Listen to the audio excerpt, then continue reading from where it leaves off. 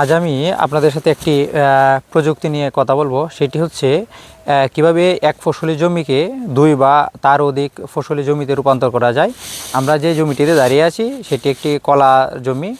আমরা সাধারণত বেশিরভাগ কৃষক ভাইয়েরা যেটা করে যে কলা চাষ করলে সেই জমিতে আর কিছু করে না, কিন্তু আমরা যে জমিতে দাঁড়িয়ে আছি এটি হচ্ছে কলা জমি। কিন্তু কলা চাষের পাশাপাশি কিন্তু আমরা দেখতে পারতেছি যে এই বাঁধাকপি এবং ফুলকপি এবং অন্যান্য সবজি কিন্তু চাষ করে একটি ফসলের জমি, যে জমিটি থেকে একটি ফসল হইতো সেই জমি থেকে দুই বা তিনটি ফসল উৎপাদন করা সম্ভব।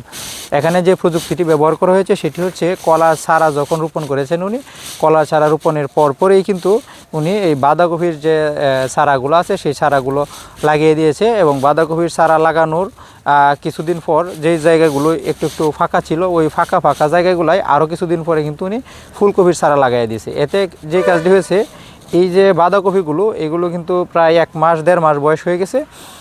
এইগুলোতে কিন্তু আর 15-20 দিনের মাঝে বাঁধাকপিগুলো বাজারে বিক্রি করে ফেলবে। আর পরবর্তীতে এইগুলো বিক্রি করার পরে ফুলকপি বা পালং শাক বা ধনিয়া পাতা যেগুলো আছে সেগুলো থাকবে। এবং পরবর্তী সময়ে দেখা যাবে আর 5 মাসের মাঝে কিন্তু এই কলার পাতাগুলো মাটিগুলো ছেড়ে যাবে, তখন আর কিছু করা যাবে না।